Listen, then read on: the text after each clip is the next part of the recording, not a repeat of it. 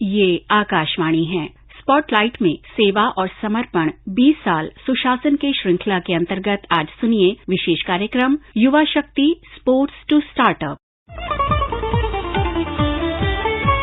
भारत देश युवाओं का देश है। हमारे देश की जनसंख्या में युवाओं का प्रतिशत विश्व में सबसे अधिक है। किसी भी देश के लिए युवा शक्ति सबसे बड़ी शक्ति होती है। प्रधानमंत्री नरेंद्र मोदी भी मानते हैं कि नए भारत के निर्माण में इन युवाओं की बड़ी भूमिका होगी। प्रधानमंत्री ने राष्ट्रीय युवा दिवस पर अपने संबोधन में युवाओं का आह्वान करते हुए कहा था, निडर, बेबाक, साफ दिल वाले, साहसी और आकांक्षी युवा ही वो नींव हैं जिस पर राष्ट्र के भविष्य का निर्माण होता है। भारत को अब नई ऊंचाइयों पर ले जाने का काम, देश को आत्मनिर्भर बनाने का काम आप सब युवा को ही करना है। आज युवा शक्ति खेलों से लेकर स्टार्टअप तक हर जगह दिखाई दे रही है। खेलों की ही बात करें तो पिछले दिनों ओलंपिक और पैरालंपिक 2020 में हमारे खिलाड़ियों ने अपने सर्वश्रेष्ठ प्रदर्शन से पूरे देश को गौरवान्वित किया और आज पूरे विश्व में हमारे खिलाड़ियों की चर्चा की जा रही है।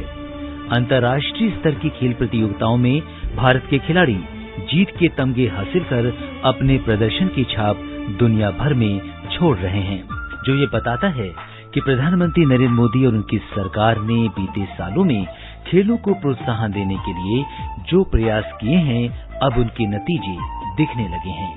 एक खिलाड़ी दुनिया के किसी कोने में हाथ में तिरंगा लेकर के दौड़ता है, सारे हिंदुस्तान में ऊर्जा भर देता है। अक्टूबर 2017 में सरकार ने देश में प्रतिभाशाली खिलाड़ियों की खोज और खेलों को बढ़ावा देने के लिए खेलो इंडिया की मुहिम शुरू की। इस पहल के बाद देश में खेलों के लिए एक वातावरण बनना शुरू हो गया। इस बात पर जोर दिया गया कि देश में खेलों की ढांचागत सुविधाओं को और बढ़ाया जाए और समय के साथ पुराने हो चुके इंफ्रास्ट्रक्चर को नए सिरे से तैयार किया जाए। राज्यों के स्तर पर खेलो इंडिया केंद्रों को शुरू किया गया। राष्ट्रीय स्तर की वार्षिक खेल प्रतियोगिताएं आयोजित की गईं, जिससे उन खिलाड़ियों को मौका मिला जिनकी खेल प्रतिभाएं सामने नहीं आ पाती थीं।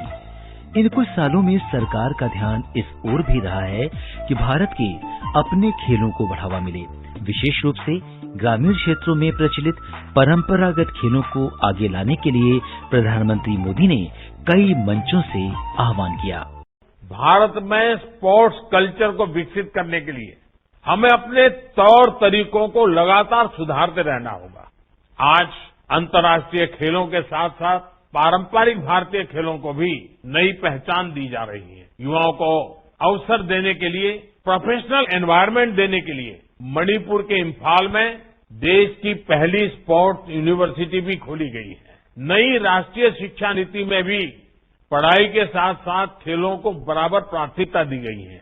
आज देश खुद आगे आकर खेलो इंडिया अभियान चला रहा है। और खेलना चाहते हैं हम, खेलो साथ में है हम। कम्युनिटी डेवलपमेंट कोचिंग सरकार की वो पहल है जिसके कारण स्थानीय स्तर पर ही खेलों का प्रशिक्षण मिलने में प्रतिभाशाली खिलाड़ियों को सहायता मिली। सरकार द्वारा शुरू की गई फिट इंडिया पहल से देश के युवाओं में खुद को स्वस्थ रखने को लेकर व्यापक जागरूकता आई। इन प्रयासों के नतीजों में देखा जा रहा है कि अब खेलों को लेकर युवाओं की सोच में बदलाव आ रहा है। प्रधानमंत्री मोदी ने मन की बात में कहा था कि आज देश का युवा सिर्फ खेलों की तरफ ही नहीं देख रहा है, बल्कि उससे जुड़ी संभावनाओं की ओर भी देख रहा है। जब खेलकूद की बात होती है ना, तो स्वाभाविक है हमारे सामने पूरी युवा पीढ़ी नजर आती है। और जब युवा पीढ़ी की तरफ गौर से देखते हैं, कितना बड़ा बदलाव नजर आ रहा है। आज युवा सिर्फ स्पोर्ट्स की तरफ देख ही रहा है ऐसा नहीं है, लेकिन वह उससे जुड़ी संभावनाओं की भी और देख रहा है। प्रधानमंत्री ने मन की बात कार्यक्रम में उन खिलाड़ियों का भी विशेष रूप से जिक्र किया था जो अभावों और कठिनाइयों के बावजूद डटे रहे। इसमें ओलंपिक महिला हॉकी टीम की सदस्य नेहा गोयल भी शामिल हैं। हमने नेहा से जब ये पूछा कि मन की बात कार्यक्रम में प्रधानमंत्री ने देश को उनका उदाहरण दिया तो उन्हें कैसा महसूस हुआ, तो नेहा ने आकाशवाणी समाचार को बताया। माननीय प्रधानमंत्री सर ने मेरा नाम लिया और उसके बाद तो मेरे को ऐसा लगा मेरी लाइफ सफल हो गई, जितना मैंने हार्ड वर्क किया है। मतलब करोड़ों लोगों में से मेरा नाम लिया, तो मैं अपने बयान नहीं कर सकती कि मैं बहुत ज्यादा हैप्पी थी। भारतीय बैडमिंटन टीम के कोच पुलेला गोपीचंद ने प्रधानमंत्री द्वारा खिलाड़ियों का उत्साहवर्धन करने के लिए उनका आभार व्यक्त किया और कहा कि इससे हमेशा खिलाड़ियों को प्रोत्साहन मिलता है। बहुत बढ़िया मोटिवेशन मानता हूँ, क्योंकि 2015 में 2016 में करीब 8 मन की बात कंटिन्यूअसली प्रधानमंत्री ने खेल के बारे में बात किया था। उसी वजह से जो खिलाड़ियों को भी प्रोत्साहन हुआ है और खेल के जो एडमिनिस्ट्रेटर है वो भी अपना जॉब सीरियसली लिए हैं। तो मैं बहुत आभारी हूँ हमारे प्रधानमंत्री का कि उन्होंने खेल के प्रति इतना इम्पोर्टेंस दिया। यहाँ इस बार के ओलंपिक और पैरालंपिक खेलों में भारत के प्रदर्शन का उल्लेख करना इसलिए आवश्यक है कि देश के खिलाड़ियों ने पदकों के रूप में देश को सम्मान दिलाकर ये साबित किया है कि अब भारत भी एथलेटिक्स और अन्य खेलों में अपनी प्रतिस्पर्धा का दावा और ज्यादा मजबूत कर रहा है। टोक्यो ओलंपिक में देश के खिलाड़ियों ने 7 पदक जीतकर नया इतिहास बनाया। टोक्यो ओलंपिक शुरू होने के करीब 4 साल पहले ही प्रधानमंत्री के आह्वान के बाद तैयारियों के लिए एक मजबूत व्यवस्था बन गई थी। Target Olympic podium scheme tops ने खिलाड़ियों की हर संभव मदद की। बेहतर प्रशिक्षण से लेकर इंफ्रास्ट्रक्चर तक तैयारियां पूरी कर ली गई थीं। जरूरत पड़ने पर खिलाड़ियों को विदेशों में भी प्रशिक्षण मुहैया करवाने के लिए सरकार, खेल मंत्रालय और उससे जुड़ी इकाइयां तत्पर रहीं। टोक्यो पैरालंपिक खेलों में भारत के प्रदर्शन को देखें तो इस बार अब तक के सर्वाधिक 19 पदकों के साथ पैरालंपिक दल गौरवशाली उपलब्धियों के साथ देश लौटा।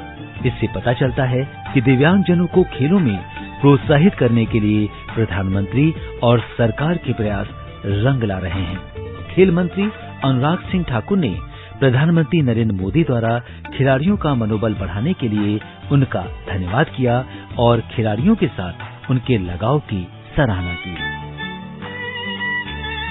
कुछ न कुछ ऐसा हुआ जिससे आपका मनोबल बढ़ा और वो खिलाड़ियों ने खुद आकर कहा कि प्रधानमंत्री जी से बात करने से किस तरह से फर्क पड़ा, उनके परिवारजनों से बात करके समाज में किस तरह से उनके प्रति रवैया बदलने का काम हुआ, किस तरह से कहा गया कि आप फ्री माइंड के साथ खेलिए, इससे जाकर उनको किस तरह से दबाव नहीं लगा बल्कि मनोबल बढ़ाने का काम हुआ।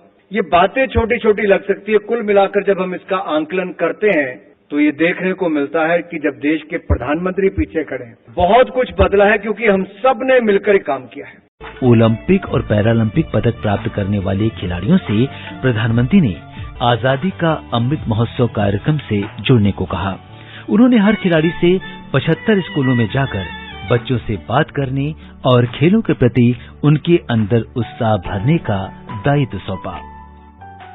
मैं आपसे, क्योंकि आप खेलकूद के व्यक्ति हैं और जो आपकी महारत है वो ही चीज आप करें, ये मेरी अपेक्षा। 2023 15 अगस्त क्या इस 2 साल में एक एक खिलाड़ी क्या कम से कम आपको जहां पसंद हो 75 स्कूल्स में आप विजिट कर सकते हैं। क्या आप 10 मिनट 15 मिनट मैदान में उस स्कूल के बच्चों के साथ कोई भी खेल खेलेंगे क्या? आप कल्पना नहीं कर सकते उनके जीवन में कितना बड़ा प्रेरक होगा। वो बच्चे जीवन भर सोचेंगे कि ओलंपिक में जो खेल करके आए थे उनके साथ मुझे खेलने का मौका मिला, वही बड़ा मोटिवेशन होता है।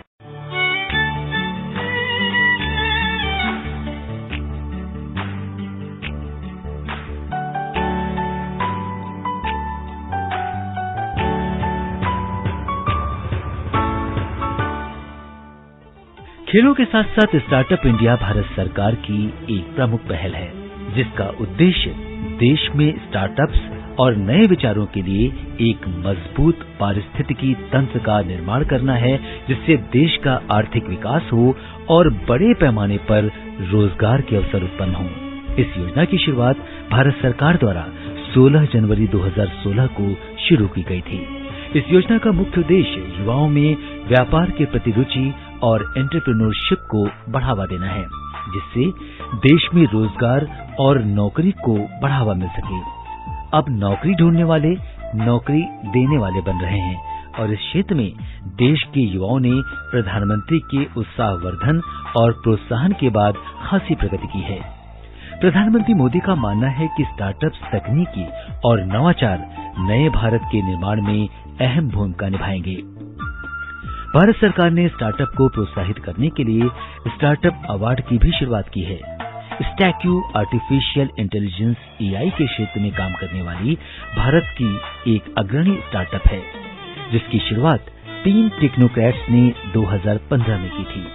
स्टैक्यू AI यानी आर्टिफिशियल इंटेलिजेंस का प्रयोग सेफ्टी और सिक्योरिटी के लिए करती है और इसी क्षेत्र में इसे 2020 का नेशनल स्टार्टअप अवार्ड भी दिया गया है। स्टैक्यू के प्रोडक्ट्स और सर्विसेज का प्रयोग न सिर्फ भारत की सुरक्षा एजेंसीज और निजी क्षेत्र में हो रहा है, बल्कि दुबई पुलिस भी इनके सेफ्टी कैमरों का प्रयोग कर रही है। स्टैक्यू फिलहाल 50 से भी अधिक सरकारी और निजी संस्थाओं को अपनी सेवाएं दे रहा है। स्टैक्यू के संस्थापक और मुख्य कार्यकारी अधिकारी अतुल राय ने आकाशवाणी समाचार के साथ अपने स्टार्टअप के सफर को साझा किया कि किस तरह स्टार्टअप ने उनकी सफलता को पंख दिए। हम AI आर्टिफिशियल इंटेलिजेंस के डोमेन में काम करते हैं और मोस्टली सिक्योरिटी और सेफ्टी के डोमेन में काम करते हैं AI को फर्दर यूज करके। हमारी जर्नी शुरुआत होती है 2014 से। उसके पहले मैं मैनचेस्टर में पढ़ाई कर रहा था। फिर 2014 के बाद भारत में थोड़ा एक स्टार्टअप का इकोसिस्टम काफी स्ट्रांग तैयार हुआ और 2015 में फिर हमने सोचा कि फिर वापस आया जाए और एक स्टार्टअप शुरू किया जाए जो बेसिक प्रॉब्लम स्टेटमेंट को सॉल्व करे, जो कि सिक्योरिटी है।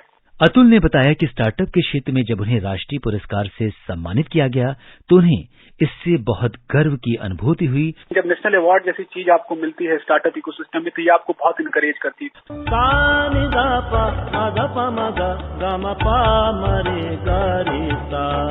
अब बात करते हैं स्टार्टअप संस्था बुधामी की, जिसे 2020 में rural impact access to open education category में 2020 का राष्ट्रीय स्टार्टअप पुरस्कार मिला है।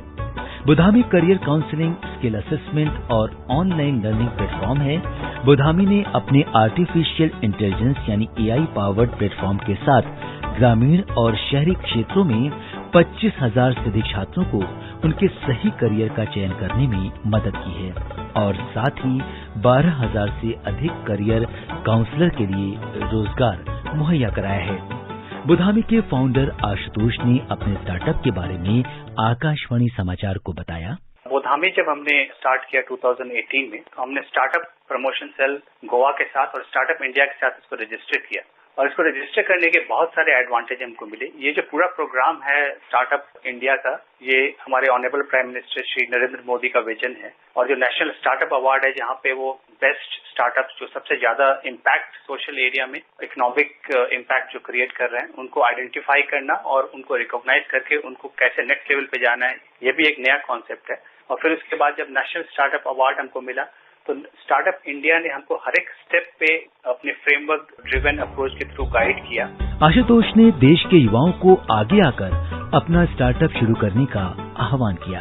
देश के युवाओं के लिए मेरा संदेश है कि उनको अपने पैशन को फॉलो करना चाहिए, क्योंकि अभी right guidance, right mentorship, right capital सब कुछ अवेलेबल है और ये वो समय आ गया है जहाँ पे आप टेक्नोलॉजी को यूज करके ज्यादा से ज्यादा इम्पैक्ट आप क्रिएट कर सकते हैं लोगों के लिए, सोशल इम्पैक्ट क्रिएट कर सकते हैं, साथ ही साथ आप इकोनॉमिकल इम्पैक्ट भी क्रिएट कर सकते हैं अपने लिए और पूरे भारतवर्ष के लिए। देश की प्रगति में युवाओं की अहम भागीदारी है और सरकार युवाओं को राष्ट्र निर्माण और देश के विकास से जोड़ने के लिए हर संभव प्रयास कर रही है। प्रधानमंत्री नरेंद्र मोदी के नेतृत्व में युवा शक्ति ने स्पोर्ट्स से स्टार्टअप तक कई अवसरों पर देश को गौरवान्वित किया है और उम्मीद है कि आगे भी ये स्वर्णिम दौर जारी रहेगा।